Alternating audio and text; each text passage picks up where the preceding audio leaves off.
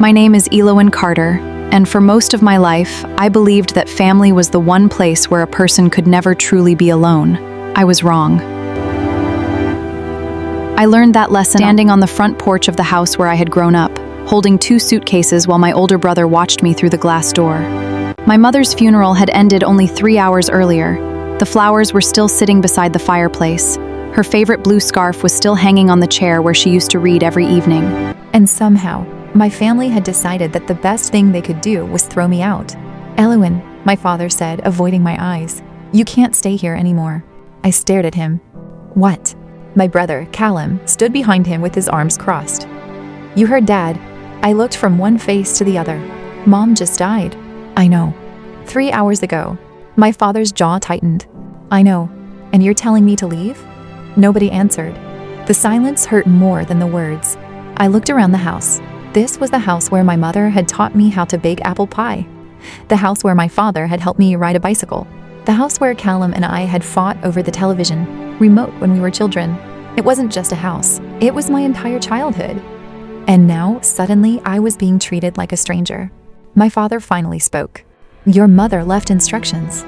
I froze. "What instructions?" Callum looked away. Dad swallowed. "She wanted you gone." Those 4 words broke something inside me.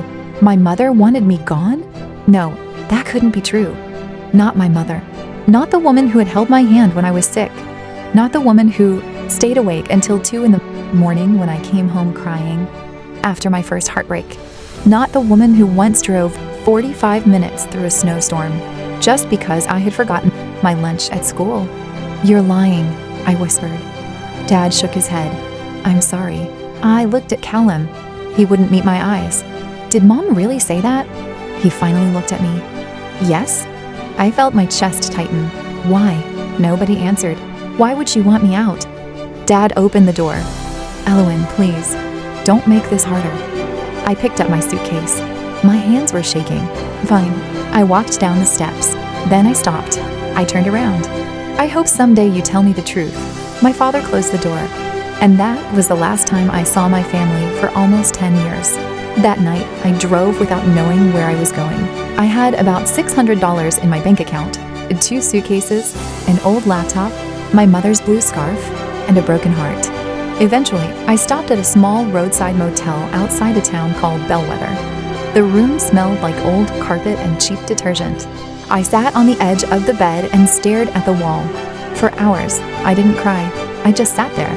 Sometimes grief is too large for tears. At around 4 in the morning, I finally wrapped my mother's scarf around my shoulders. It still smelled faintly like her perfume. And that's when I broke. I cried until my chest hurt. I cried for my mother. I cried for my childhood. I cried because I didn't understand why my own family had abandoned me. Most of all, I cried because I had no way to ask my mother what had really happened. She was gone, and I thought I would never know the truth. I was wrong. The next morning, I found a small diner near the motel. I ordered coffee and toast because that's all I could afford. The waitress, an older woman named Mara, noticed the suitcases beside my chair. "You traveling?" she asked. I hesitated. "Something like that." She smiled. "Running towards something or away from something?" I almost laughed. "Both." I don't know why, but I told her everything. Maybe because she was a stranger. Maybe because I needed somebody to hear me. When I finished, Mara didn't give me the usual advice. She didn't say family is everything. She didn't say you should forgive them. Instead, she looked at me and said, "Sweetheart, losing people doesn't always mean losing your future." I looked at her. She continued, "Sometimes life removes people because you're supposed to build something they can't destroy." Those words stayed with me. That morning, I made a decision. I wasn't going to spend the rest of my life begging my family to love me. I was going to build a life I could be proud of, even if I had to build it alone. I found a tiny apartment. It was nothing special. The kitchen was barely big enough for one person. The heating system made strange noises. The bedroom window didn't close properly, but it was mine. I got a job at a local insurance company. The salary wasn't impressive, but it was enough to survive. During the day, I worked. At night, I studied. I had always been good with numbers. My mother used to tell me that I could turn a pile of receipts into a business plan. So I started learning everything I could about finance. budgeting, and small businesses. I discovered something important. People often think success begins with money. It doesn't. Success often begins with discipline. I stopped buying things I didn't need. I stopped trying to impress people. I stopped explaining my situation to anyone. I saved every dollar I could. After 2 years, I had enough money to start a small bookkeeping business. At first, I worked from my apartment. My clients were small restaurants, independent contractors, and local stores. I worked late every night, sometimes until 2 in the morning. There were days when I wanted to quit, but whenever I felt like giving up, I remembered the porch. I remembered my father's words, "You can't stay here anymore," and I reminded myself, maybe they had taken my home, but they couldn't take my future. 3 years after my mother's death, I received an envelope. There was no return address. Inside was a photograph. It was a picture of my mother standing beside a woman I didn't recognize. On the back, someone had written, "She wanted you to know." I stared at those words for several minutes. Who was the woman? Why had someone sent me this? And what exactly did my mother want me to know?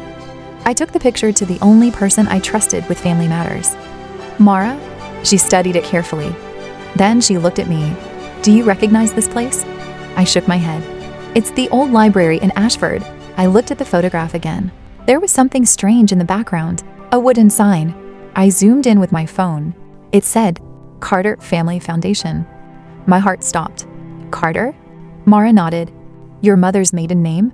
"Yes." I had never heard of a Carter Family Foundation. My mother had never mentioned it. That night, I searched through every old document I had. Nothing. Then I remembered something. When I was 16, my mother had once told me, "Elowen, if anything ever happens to me, don't trust every person who says they love you." At the time, I thought she was talking about relationships. Now I wasn't so sure. I eventually found the woman in the photograph. Her name was Vivian Brooks. She was a retired attorney who lived in another state. I called her.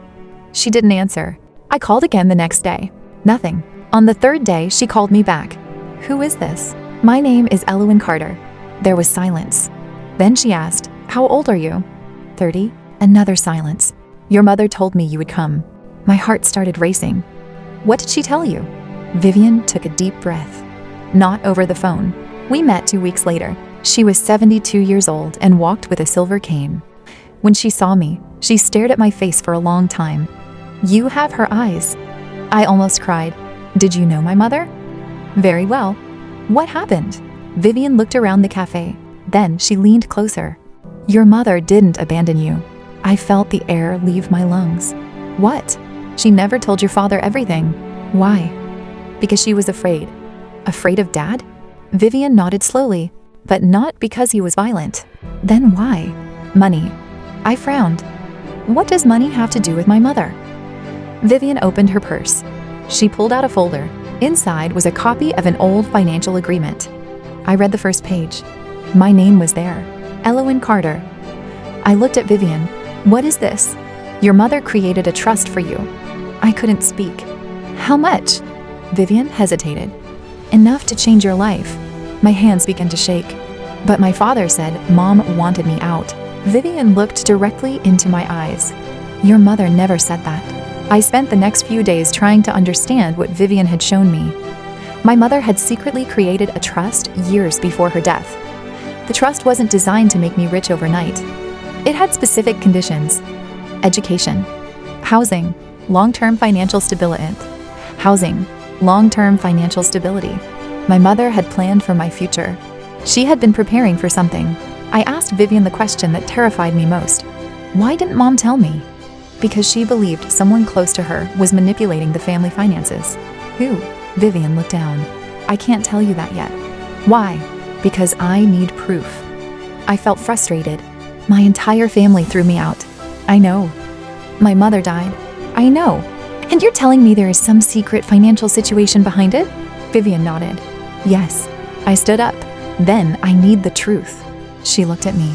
Elowen, sometimes the truth doesn't heal you immediately. What does it do? It gives you the choice to heal honestly. That sentence changed the way I thought about everything. While Vivian investigated the trust, I continued building my business. My company grew. 1 client became 5. 5 became 20. Eventually, I hired my first employee. Then another. 5 years after my mother's funeral, I had a successful financial consulting firm. I bought a modest house, not a mansion, not a luxury estate, just a comfortable home with a small garden.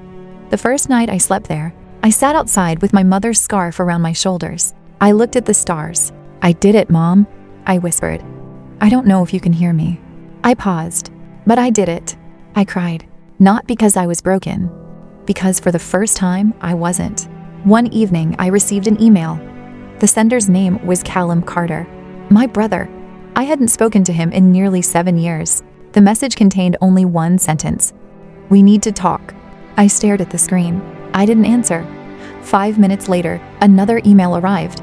"Dad is sick." My heart sank. No matter how much anger I carried, he was still my father. I called Callum. He answered immediately. "Elowen? What's wrong?" "Dad has been in the hospital." "How bad?" "Bad." I closed my eyes. "Why didn't you tell me?" "Because Dad didn't want you to know." I swallowed. "Why?" Callum was silent. Then he said, "Because he knows what he did." My stomach tightened. "What did he do?" "I can't explain over the phone." "Then explain now." He started crying. My brother, the man who had stood behind my father on that porch, crying. "I was wrong, Ellie. He hadn't called me Ellie since we were children. I should have protected you." I sat down. Protected me from what? The truth. Callum came to my house the following weekend. When I opened the door, I almost didn't recognize him. He looked older, tired, broken. He stood there holding an old cardboard box. "I brought this." "What is it?" "Mom's things." My heart started beating faster. I let him inside. We sat at the kitchen table. For several minutes, neither of us spoke. Finally, he opened the box. Inside were letters. Dozens of them, all addressed to me. My name was written on every envelope. Why didn't I get these? Callum looked at the floor. "Dad kept them." I stared at him. "Why?" "Because Mom wrote the truth." I opened the first letter. My mother's handwriting. I recognized it immediately. My hands trembled. The letter began, "My dearest Elowen." I had to stop reading. I couldn't breathe. I continued. She wrote that she loved me. She wrote that she knew I would eventually learn the truth. She wrote that she was afraid my father would make decisions based on fear. Then she wrote something that destroyed me.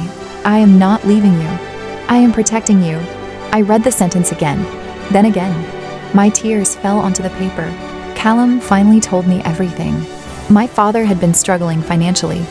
Years before my mother's death, he had made several bad investments. He borrowed money, then borrowed more. My mother discovered the situation. She wanted to protect the family, but she refused to let him use the money she had set aside for me. That money came from her own inheritance. My mother created the trust so it couldn't be taken. My father became furious. According to Callum, my father told my mother, "If Elowen gets that money, she'll leave us." My mother replied, "Then maybe she should." My father didn't understand. My mother wasn't trying to push me away. She wanted me to become independent. She knew that if I stayed dependent on the family, my father could control me through money. So she created a plan. Vivian was supposed to deliver the trust documents after my mother's death, but my father intercepted them. He told everyone that my mother wanted me gone. Callum believed him. I stared at my brother. "Why?" "Because Dad told me you were stealing from the family." I shook my head. "I was 23. I know." "And you believed him?" Callum covered his face. I was stupid. I didn't answer. He continued. "After you left, I found one of Mom's letters. Why didn't you contact me?" "Because Dad threatened to disown me." I looked at him. "That's not an excuse." "I know." And that was the first honest thing he had said. There was one final letter. It was sealed. My name was written across the front. "Open only when you are ready to stop blaming yourself." I opened it. My mother's words were simple. She wrote, "Elowen, if you're reading this, then something went wrong. I need you to understand something before anything else. None of this is your fault." I cried. She continued, "People sometimes confuse love with control. They think that because they gave you something, they own your future. They don't. Never stay where you have to become smaller to make someone else comfortable. I hope you forgive your father someday. But forgiveness does not mean giving someone permission to hurt you again. And if you ever have children, teach them this. Love should make a person feel safe, not trapped. At the bottom, she had written, "Build a life that doesn't require anyone's permission." I pressed the letter against my chest. For 10 years, I had thought my mother had abandoned me. Now I realized she had spent her final years trying to protect me. I went back to my childhood home. The house looked smaller than I remembered. The front porch was still there, the same steps, the same windows, but I wasn't the same girl anymore. My father was sitting in a wheelchair in the living room. He looked fragile, much older. When he saw me, tears filled his eyes. "Elowen." I didn't answer. He looked down. "I don't deserve your forgiveness." "No," I said quietly. "You don't." Callum looked at me. My father nodded. "I know." I sat across from him. "Why?" He stared at his hands. "I was afraid." "Of what?" "Losing everything." "You lost me." His face crumbled. "I know. You didn't just lose me, Dad." I paused. "You made me believe Mom didn't love me." He started crying. "I know. I spent years thinking there was something wrong with me. There wasn't. I spent years wondering why she would leave me. She didn't. I know that now." The room became silent. Then my father said, "Can you ever forgive me?" I took a long breath. "I don't know." And for once, I didn't feel guilty for not having an answer. Over the next year, I visited my father occasionally, not because everything was suddenly okay. It wasn't. I visited because I wanted to understand something. Forgiveness. I used to think forgiveness meant pretending nothing happened. Now I understood differently. Forgiveness means you stop allowing someone's past actions to control your future. It doesn't mean you forget. It doesn't mean you trust blindly. It doesn't mean you remove every boundary. Sometimes, forgiveness simply means, I refuse to carry this pain forever. My father eventually apologized without asking anything from me. That mattered. He didn't say, "But I was scared." He didn't say, "But your mother." He simply said, "I hurt you." And I said, "Yes." That was the beginning. Not reconciliation. Not a perfect family. Just honesty. The trust my mother created eventually became part of my business and personal financial security. But I didn't spend it on luxury. I did something my mother would have appreciated. I created a small scholarship program for young women who had lost family support. The first scholarship went to a 19-year-old girl named Nora Bennett. She wanted to study accounting. She couldn't afford tuition. When I met her, she reminded me of myself. Scared, determined, trying to look stronger than she felt. I told her, "You don't have to know exactly where you're going." She looked at me. "You don't?" "No." I smiled. "You just have to take the next honest step." A year later, my company hosted its first financial education workshop. The topic was simple: how to build financial independence without losing yourself. I stood in front of a room full of young women. I told them my story, not every detail, but enough. I told them about the night I was thrown out. I told them about having only $600. I told them about sleeping in a cheap motel. I told them about building a business from nothing. Then I said something that surprised even me. Sometimes the person who hurts you teaches you exactly what you refuse to become. The room became quiet. I continued. Don't let betrayal turn you into a bitter person. Let it make you wiser. Learn. Save. Set boundaries. Choose people who respect you. And never confuse being needed with being loved. A woman in the back raised her hand. Did you ever wish you could go back? I smiled sadly. Yes. Would you? I thought about my mother. Then I shook my head. No. Why? Because the woman I became wouldn't exist without the girl who survived that night. 10 years after my mother's funeral, I stood in the same house. But this time, I wasn't standing outside. I was inside. The house had been renovated. My father had moved to assisted living. Callum had started his own business. Our relationship wasn't perfect, but it was real. I walked into my mother's old room. Her bookshelf was still there. I opened the drawer beside the bed. Inside was an old photograph. My mother was smiling. I sat on the floor. For a long time, I simply looked at her. Then I whispered, "Mom, I finally understand. I understood why she made the decisions she made. I understood why she created the trust. I understood why she wanted me to become independent. And most importantly, I understood something about love. Real love doesn't always look like protection. Sometimes real love looks like preparing someone to stand without you. That night, I wrote my mother a letter. I knew she would never read it, but I wrote anyway. Dear Mom, for 10 years, I thought you left me. Then I learned you had been trying to prepare me for a life where I would have to stand on my own. I wish you had told me. I wish we had more time, but I understand now. You taught me that money is not just about having more. It's about having choices. You taught me that family is not defined only by blood. You taught me that forgiveness doesn't require forgetting. And you taught me that a woman can lose almost everything and still rebuild herself. I became the woman you hoped I would become. I folded the letter. I placed it beside her photograph. And I walked outside. The night was quiet. The same kind of quiet that had surrounded me 10 years earlier when I left with 2 suitcases. But this time, I wasn't alone. I had built a life, a business, friendships, a community, a future, and finally, peace. I looked up at the sky. Thank you, Mom. A gentle wind moved through the trees. For the first time, I didn't wonder whether she could hear me. I simply believed that she could. If there is one thing my story taught me, it is this.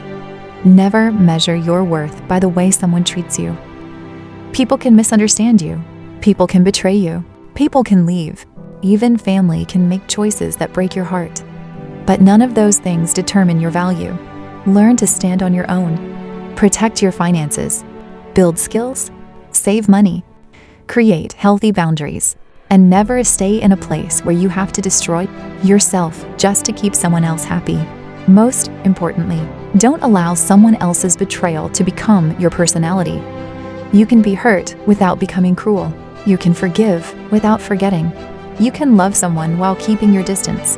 And you can lose a family and still build a home. Sometimes the greatest chapter of your life begins on the exact day you think your story has ended. For me, that chapter began on a cold night with 2 suitcases, $600, and a broken heart. I thought my family had thrown me away. Years later, I realized something very different. They hadn't ended my story. They had accidentally given me the freedom to write it myself. And that was the greatest gift I never knew I needed.